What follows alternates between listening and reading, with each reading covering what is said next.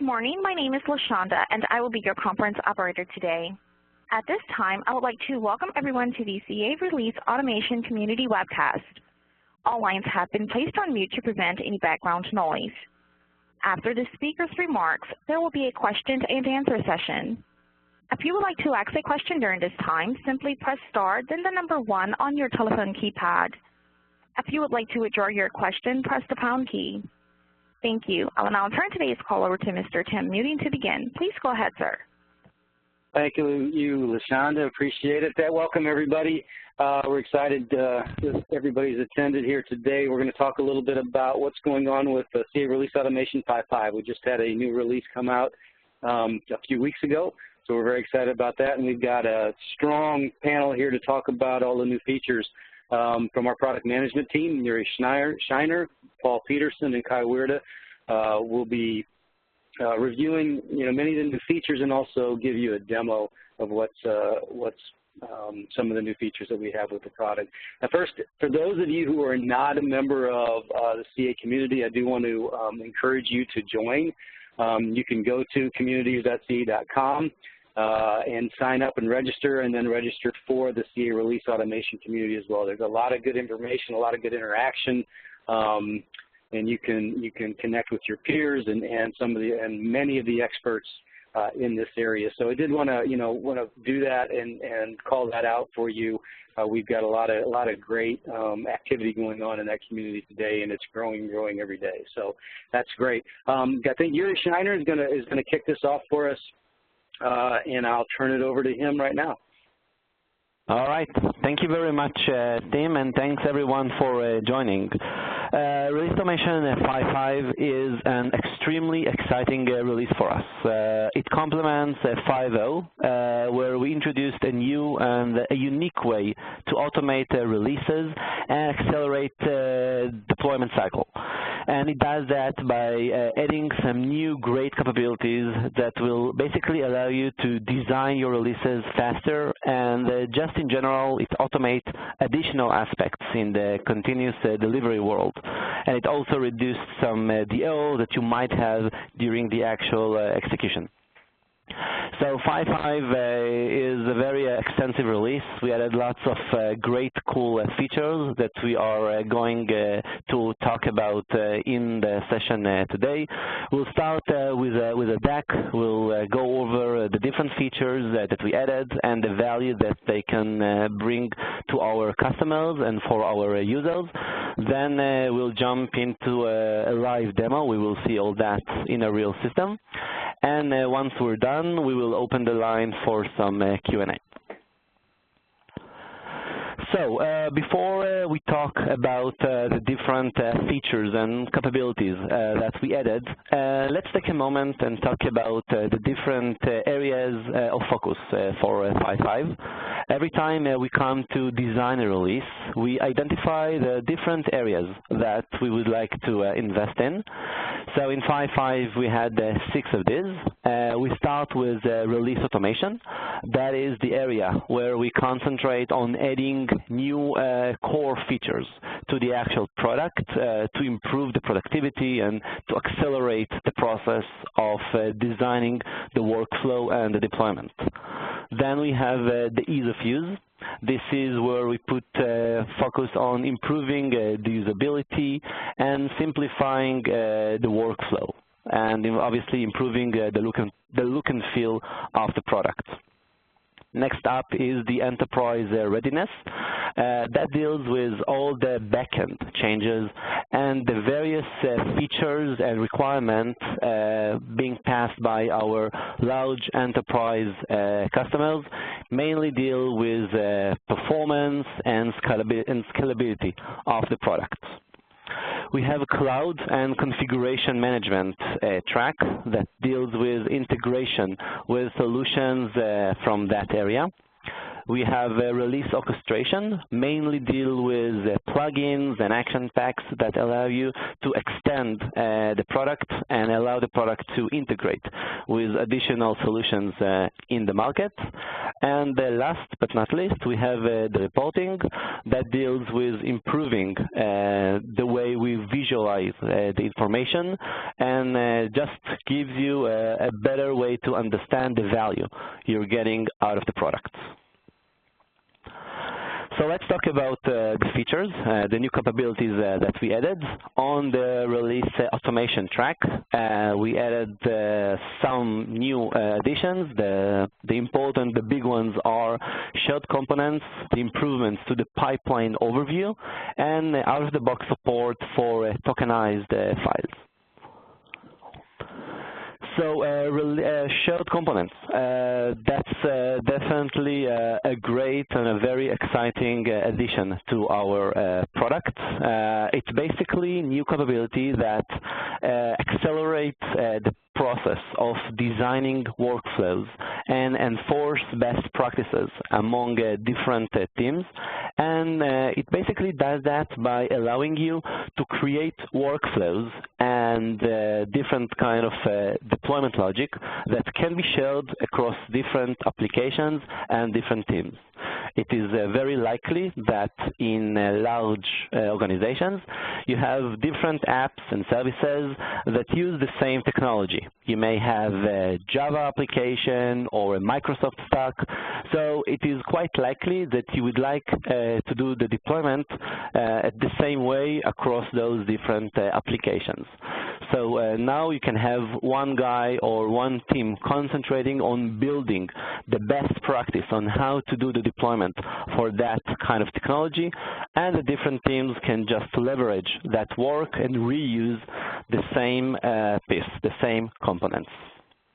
So as I said, it accelerates the development process, and at the end, it reduces the risk for errors during the actual deployment.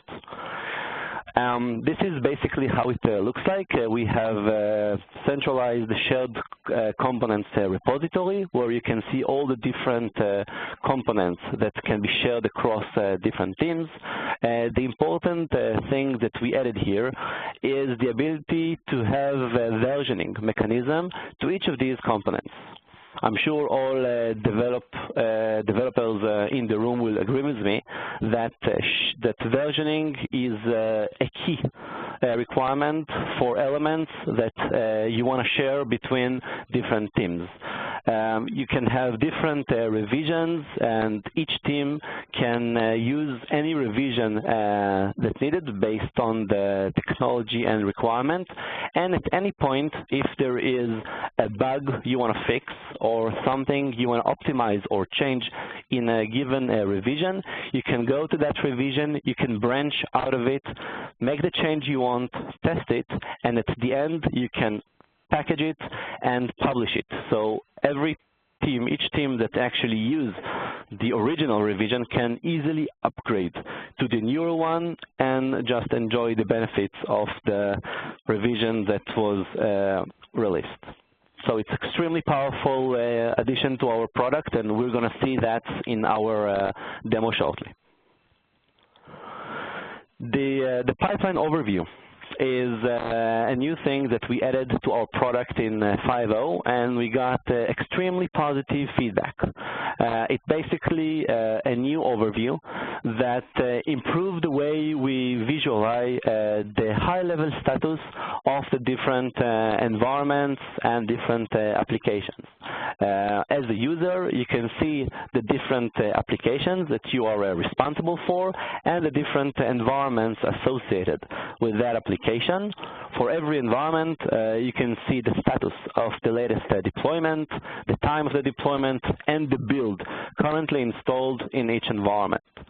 So as I said, we got really good feedback on that, and people definitely understand the value of that. But we did get some feedback and requirement to add some, I would say, basic planning capabilities to that. So this is what we did here, and in 5.5 you can use the deployment pipeline overview to promote release from one environment to another. It basically ensures that the same content will be deployed across the different environments until it reaches the production. You can also see all the pending releases for a given environment. You can schedule the releases. You can see if there is any kind of approval you need to address in a specific environment, and some other planning mechanism. So it's a great addition, and I'm sure you're going to like to enjoy it, and you'll like to use it, and we'll see the value of that. Tokenized file support. It's quite a common use case to have files that have some tokens within that need to be changed and to be concreted with actual information for every deployment. Let's take as an example a configuration file. It is quite likely that you guys have configuration files with some tokens, and these tokens need to be replaced with environment-sensitive data during just before the deployment, and then you use the actual parsed file during the deployment cycle. So it's a very tedious work to manually or even write a script that replaces the tokens with the actual data, and even the slightest error or slightest mistake might lead to an error during the deployment. So in 5.5, we are eliminating all that by introducing a new way to manage all those tokens. You can define the different tokens that you have. For every token, you can configure its format, default value that can be changed in different environments, and as soon as the tokenized file is part of your package for the deployment, the system automatically replaces the tokens with the environment data and use the concrete file for the deployment. And of course, everything is audited. You can see exactly which tokens and which tokenized files were used in each deployment. Let's spend some time and talk about the things we did around the ease of use track. So as you guys probably know, we currently have two different clients. The first one, called the ASAP, or the Automation Studio, deals with everything around building the application model, handling process design and execution, and some of the administration tasks like user permissions, server management, and etc. We also have the second client, the Release Center, which is a web interface. So we are now in the middle of a process of migrating everything from the Automation Studio into the Release Center to consolidate that with a single view in a web interface. So in 5.5, that is the first phase, and we introduced a web designer for process and execution for the application model, environment creation, agent assignment, and all the really important things that you guys need to do. So you do not need to juggle between one interface to another when you're doing all these operations. We're going to see that in the demo as well. Okay. We added, this is also another great addition to our product. We added a highly customized and flexible dashboard that really improved the way we visualize all the information and basically all the work that was done with the product, with the solution. And as I said, it's extremely customizable.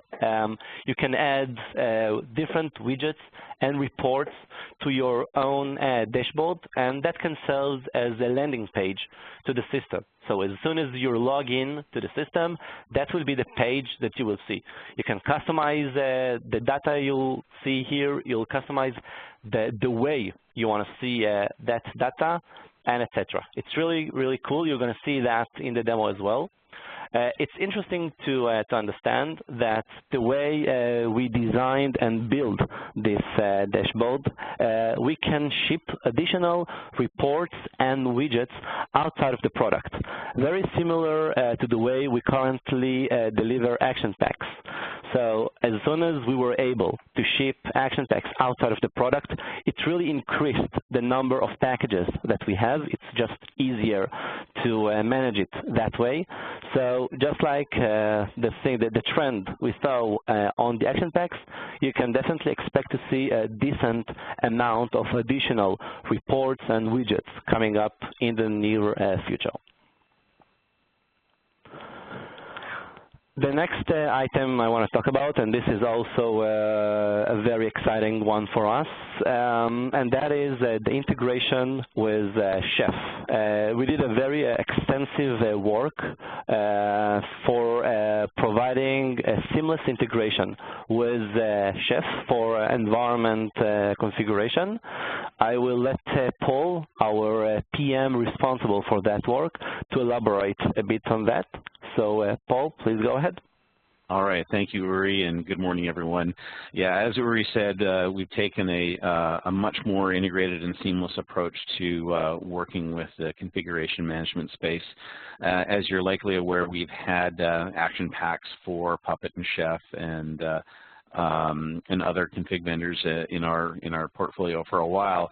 But as we've been looking closely at this space and how it's been evolving, we decided to make a much more seamless and much more tightly integrated exercise for or solution for people that are leveraging configuration management solutions. So the goal here, as Uri was highlighting, is make this a seamless exercise for the config teams and the release teams, so that we can address basically a common baseline across those environments. So on the right-hand side here, you can see, we know that configuration management solutions are going to define and maintain the state of servers, but what we've added here is now through this integration and building upon our existing capability, the ability for us to do a baseline and cross-check configurations coming from the config solutions against our application and deployment baselines, where we can therefore determine drift across the middleware, the applications, and the environments. This is different, of course, from the drift that you would see from your config solutions, which is very node-based. And what we bring in here is that next layer on top of that, if you will. Next slide, please, Uri.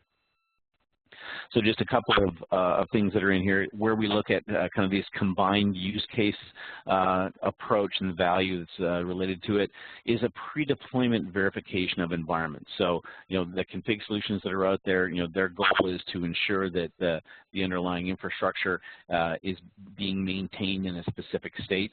So we want to leverage that particular capability that people are deploying these functions for. We want to ensure that known state, identify any particular points of failure as you look to do your deployment. We want to know those things and understand so we can address and remediate those solutions or those issues before those deployments take place. On our side, we're looking at a higher level analysis as well around release management analysis, establishing these baselines, dealing with configuration drift reporting across environments, applications, and deployments over time. Next slide, please, Uri. Just a couple of screen captures here. This is from the new dashboard that Uri had just highlighted. We've got a few different reports that we were bringing in to bear with this release. Basically, the run configuration, throughput, and success rate. So are we having any issues with the run deployments that we're seeing coming from the underlying config solutions? Are there any configuration drifts that are happening within these environments? So our solution is going to understand any change that happens underneath from the config solution, and we track that on our side. We would expect, we expect that once we baseline an environment, there are going to be changes that will happen coming from the underlying, set of recipes and cookbooks and those types of things that may be changing. We understand all the versioning of those types of changes that are in place and understand how they might impact our particular solution. The bottom one here is just a highlight as we look at some of the deployments. So this is a view of the config runs when we look at our overall set of deployments coming from our release solution. So you can see here, was there an issue? It failed, it drifted. Was there a failed node that had come from that particular environment? Was there an issue with it? Next slide, please, Uri. So part of the goal here was to make this a seamless exercise. We have this now, instead of it being an action-packed approach, this is directly integrated into the solution. We have a out-of-box type of capability for defining the connection into the Chef environments, be it enterprise, regardless of whether or not there are instances and organizations that are involved. And probably the other main element here is that we've incorporated it right into a new stage of our deployment. So we have a new environment configuration stage where we make our calls and we deal with the runs on the Chef side right in stream with our particular deployment. In this particular case, the screen sample we're looking at here was a successful deployment. There was no drift, there was no changes, but you can see here all of the details that are associated with that particular Chef run in support of our overall deployment. So, the run lists were matching against our baselines. There was no drift that was in there. The recipe content didn't change, all of those things. So it's all incorporated directly into the status of our run here, and then we report on it over time through the KPIs and the different reports that were shown on the previous page. So with that, that's just a quick overview of some of the capabilities on the config enhancements that we did for this release, and we can go to the next slide and go from there. All right, thank you very much, Paul. Again, that is a great integration, and if you guys are using Chef, make sure to check this new addition to our product. Before we jump into the actual demo, let me just talk a little bit about RDK, the Rapid Development Kit that we recently introduced. This is a great way for you guys to extend the product by basically developing your own custom action packs. And I use the word development, but you do not need to be a developer. You do not need to have any high technical skills, know how to write scripts or Java or whatever. It's a wizard-based solution that guides you, takes you hand by hand, and you just need to provide the metadata for the different actions that you need. You just need to provide what you want to do, and the system automatically generates action packs that you can deploy into your RA system and use those custom actions as part of your workflow. And obviously, you can share it with other people using our solution. So it's a great way to just customize it and do your own implementation for homegrown products. Okay, so with that, after we saw, just a high-level explanation of all those new capabilities, I will move it to Kai to show us all that in a real system. So Kai, let me pass you the ball. Thanks, Uri. Sure, whenever you are ready. Let's start by sharing my application.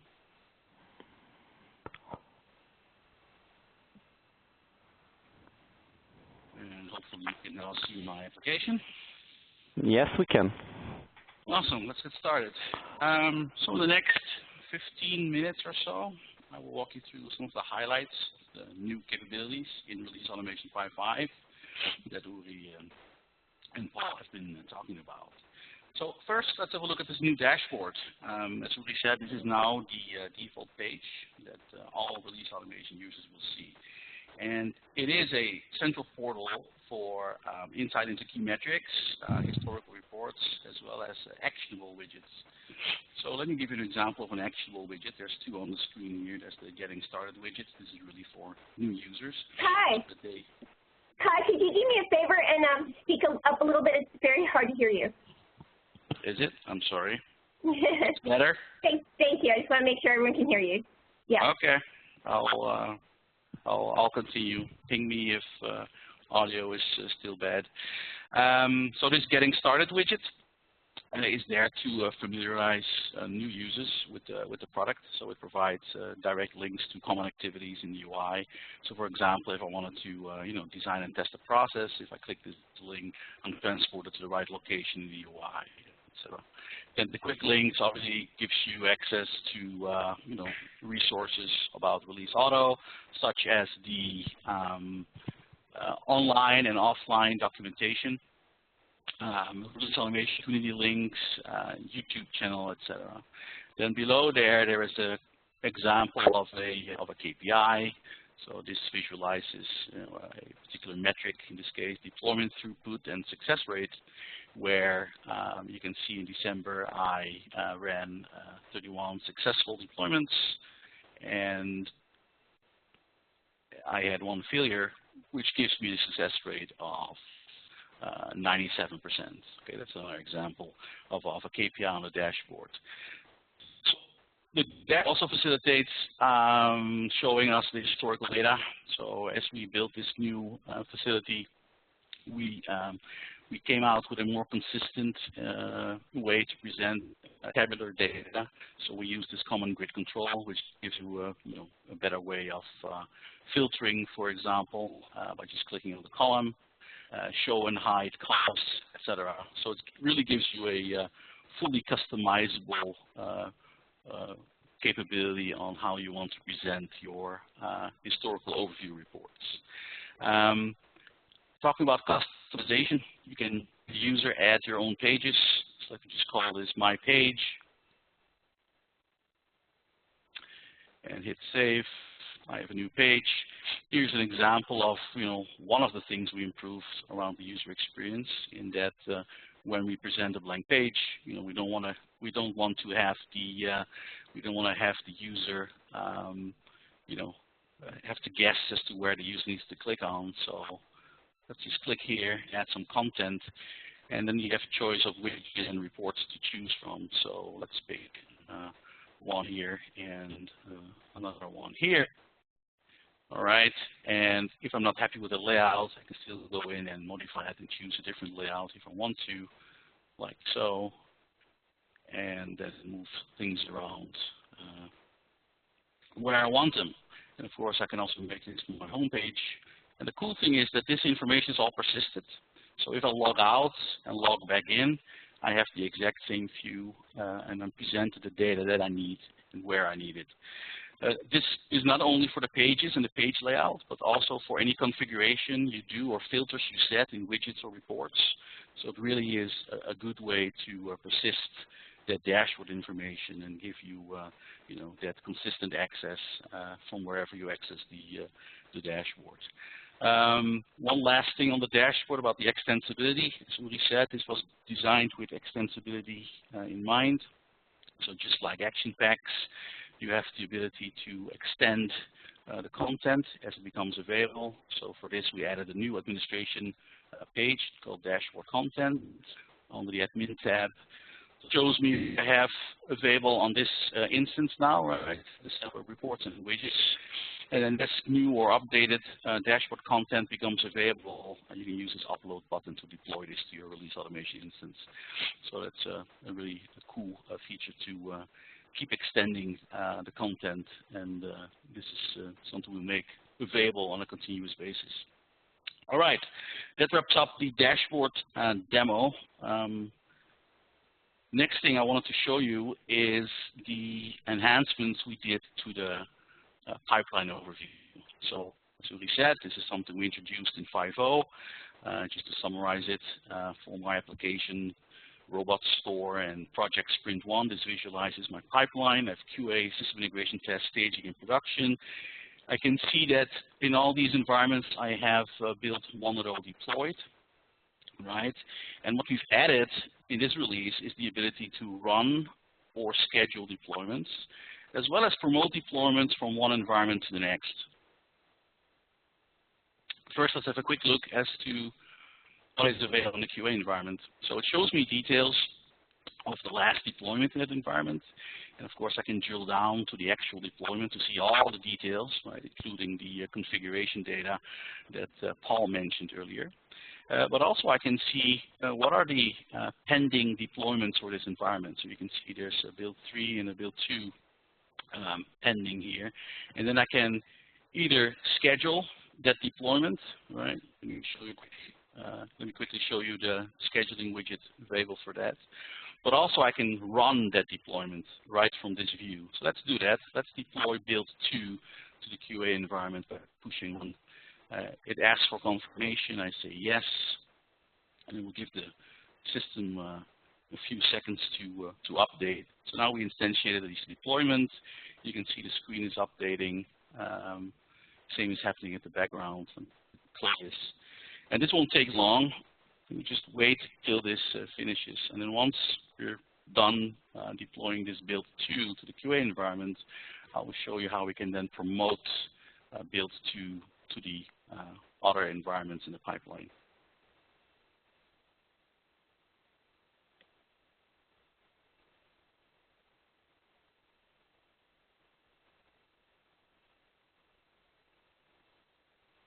Okay, it is done, succeeded.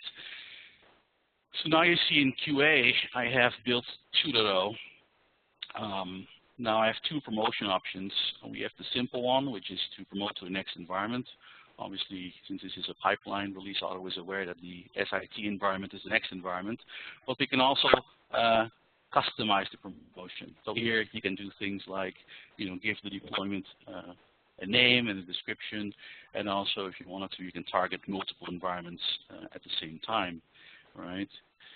Let's do the simple promotion, which is to promote to the next environment, and click that. Yes, I'm sure. And basically, you'll get the same experience as we just saw. The screen will update, and we should see. Yes, you can see here, build 2 is now being deployed, right? And you see the progress indicator as it runs the deployment.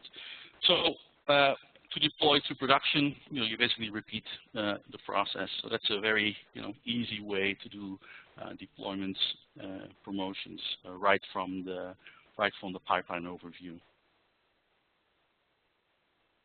Okay, that summarizes the deployment pipeline overview demo.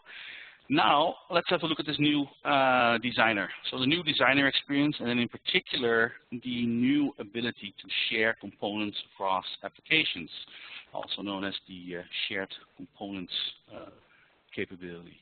So for this, we go to the designer, share components, and let's start on this page. So it allows users to design reusable deployment best practices that can be used across applications. And on this page, we provide centralized management for all deployment logic that should be the same across applications. So for example, here I have a best practice for WebSphere. If I expand there, we go to the deploy flow. You see best practice for deploying an EAR file to WebSphere. Some of the capabilities, but also terminology that you may be familiar with from using source control systems. Again, revisions, committing, branching, just to name a few, is what is supported in shared components. And if we go here in the tree, you can see that version 1.1, and if I click, we can see the working revision is 1.1. So this has been committed and is therefore shared and therefore available to applications. So it's important to know that these revisions are like snapshots, right? So you can share these snapshots without having to worry about other people modifying it as they use it. This is really important. So this gives you complete confidence that no one will deviate from this best practice, right? It ensures consistency. It reduces possibility for errors. But also, if you look at it from a continuous process improvement perspective, I can branch out, right, create a new revision, make updates to this best practice, and then make it available to all of its consumers. All right. Now that I've explained the basics of shared components, let's see how we can create a new process with the new process designer and see how we can leverage a shared component. So switch to the new process designer, which is now in Web UI. This is my test application. I have a couple of components here, and one of them is in fact a shared component. I'm not sure if you can see this on the WebEx, but the shared component has a slightly different icon. There's a person outline in it to indicate it's a shared component. Also, the version that we're using, 1.1, is available. So if I go out of the Process tab and I select a new or create a new process, again, the big easy button here, add process, call this deploy. Choose the appropriate server type, which is application server in my case. Hit save. Now I have a new process. Now I can simply add, just like any other component, a flow from a shared component, which I'll do now. Let me just collapse this and drill down into the available flows and pick the deploy WAS flow that I showed earlier. Add and close. So now I'm using this best practice as part of my process, and I can save this. Now, as I said earlier, we can go and change this best practice and then propagate the changes to all of its consumers. So let's see how that works. Save the process. If I switch back to share components and look at my working revision 1.1, it's very easy for me to make a branch. This 1.2. Okay, now that's my working revision. Now let's see how we can modify the best practice.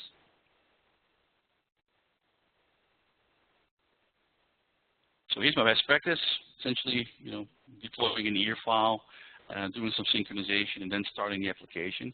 Now let's imagine I want to restart the server before I do that. So we can make a quick change to this best practice. Let me just delete this link and then use drag and drop to add a flow in here. And I'll do this quickly. Create link and create another link. Right, so I've updated the best practice. Let me save this. And the next thing, remember when I mentioned snapshot, I need to now commit this revision 1.2 to make it available to the other consumers. So let's do that. Commit. Here's information again. What am I doing? I'm locking it, right, preventing others from editing it, and I'm making it available to other applications. Let's do that.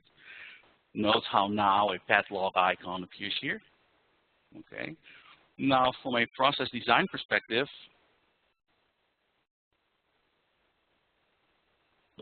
note how in my components tree here, I'm still using 1.1. What I can do, right from here is, hey, I want to use this new revision. Let's use this switch revision option here, which will show me the available revisions. Pick 1.2, the one I just committed, hit switch. I'll get a confirmation message. And now, if we go back to the process we just created, right, deploy, you'll notice that I'm now using that updated best practice automatically. Okay, so that concludes the demo for today. Back to Uri for some final slides and Q&A. Thank you very much, Kai. That was a great overview of the new capabilities. Obviously, you will have a better understanding of the value once you actually evaluate the product yourself. Okay, before we jump into Q&A and opening the line for that, I do see we have several questions on the Q&A panel. Some interesting info about how customers are using our product. Tim, can you say some words about that? Oh, sure. Thanks, Yuri, and thanks, everybody, again. So if you do, just a quick note, if you do have questions, please use the Q&A button. That should be right there in front of you. You can enter your questions there, and we can take them as they come. We've got a few right now. But in the meantime, we've got a lot of new material out on CA.com if you want to go out there. Some new case studies with Swisscom and Molina, as you can see here. We have posted a video that was done, a session by ING at CA World this year that is very compelling story from them as well, a new assessment from the analyst group Oben on release automation, so we'd like you to take a look at that. And then also we've got a brand new case study that we've done internally with our own GIS, Global Information Systems group here, using CA release automation with Salesforce.com deployment. So it's an interesting study there. So there's a lot of new material, a lot of more material as well. If you go out to CA.com/release automation, you can find a lot of more information around that. Again, I want to encourage you to participate, join, register for the Release Automation community site as well. And it's been a very good session. Let's move to what questions we do have, and I encourage you to go ahead and use that Q&A button for more. Okay, thanks, Tim. Feel free to keep posting questions on the Q&A panel, and of course, you can use our community to post additional questions offline. We and the other PMs tracking the community on a regular basis, and we try to address all the product-related questions. So we do have some questions here. First one is on what happens on the pre-deployment verification. So as now, we actually have two automatic, I would say, verification or validation phases. Let me just quickly jump into one of the slides that we used.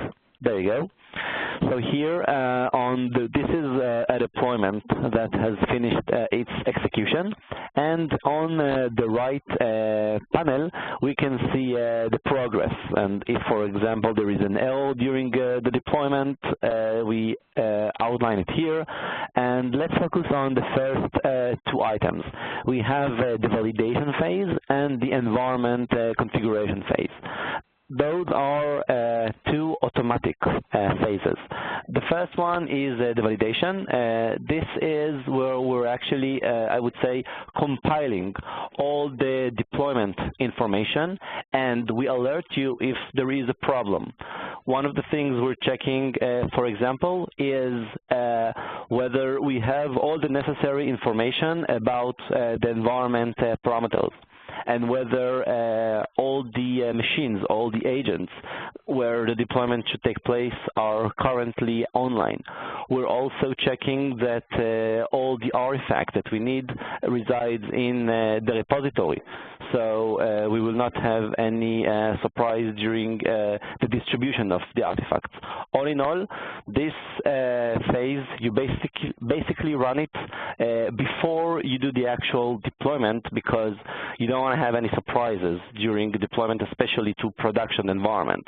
So we compile the data, we let you know whether everything is okay with the deployment, so you can safely run it when needed. The second automatic phase, that's the environment configuration. It pops up here only if you are using the Chef integration. And during that phase, we are executing the cookbook that was defined for the given deployment. And we also version all the different recipes that are part of the execution. And here you can see all that information for the given deployment.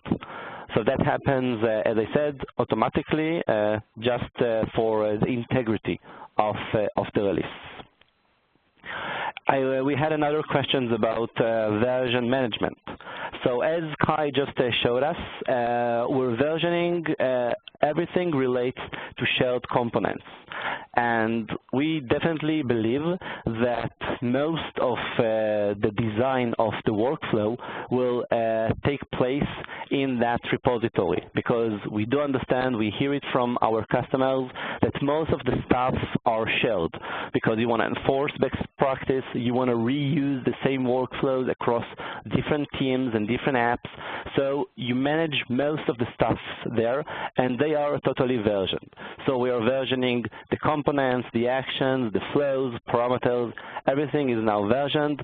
And as Kai just showed us, it's very easy to go to any revision, branch out of it, make the change you want, commit that so people can just upgrade to that new revision. We have here another question about branching older versions. As I said, you can definitely branch any revision that you want, and you can upgrade from one revision to a newer revision in just a click of a button, just like Kai showed us in the demo. Upgrading from 4.7 to 5.5 works seamlessly. You can do the upgrade and you will not need to make any changes. However, if you want to enjoy the new capabilities that we introduced in 5.0 and 5.5, like the new deployment plan, the artifact package, the artifact distribution, then you may need to do some slight changes. We have a very good best practice document that help you to do that. And if you already have components that you want to make as a shared component, you want to add component that you already built and you want to add that to the repository, you can do that as well. So you can reuse things that you built in the past. Okay, any additional questions? To ask an audio question, please press *1 on your telephone keypad.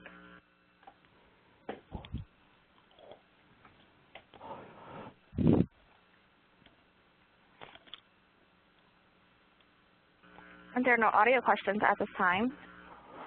Okay.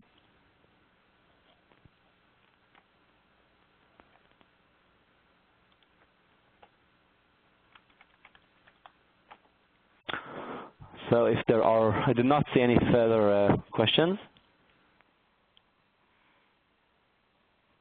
Nope. Okay. So team, do you want to wrap it up? Yeah, I think that's it. There is a polling question. Please, rate for us the value of this topic or this webcast. We certainly use that information as we do future ones, and we do have more planned. We'll go deeper into the product, and so stay tuned for a schedule to come out on more webcasts coming out. Again, visit us on CA.com, Release Automation, for more information around the product. Participate, join the community. We look forward to hearing from you. I appreciate everybody joining us today. Mary, is there anything else that we need to do to wrap up? Nope, we're good. Very good. Well, thanks, everybody. This concludes today's conference call. You may now disconnect.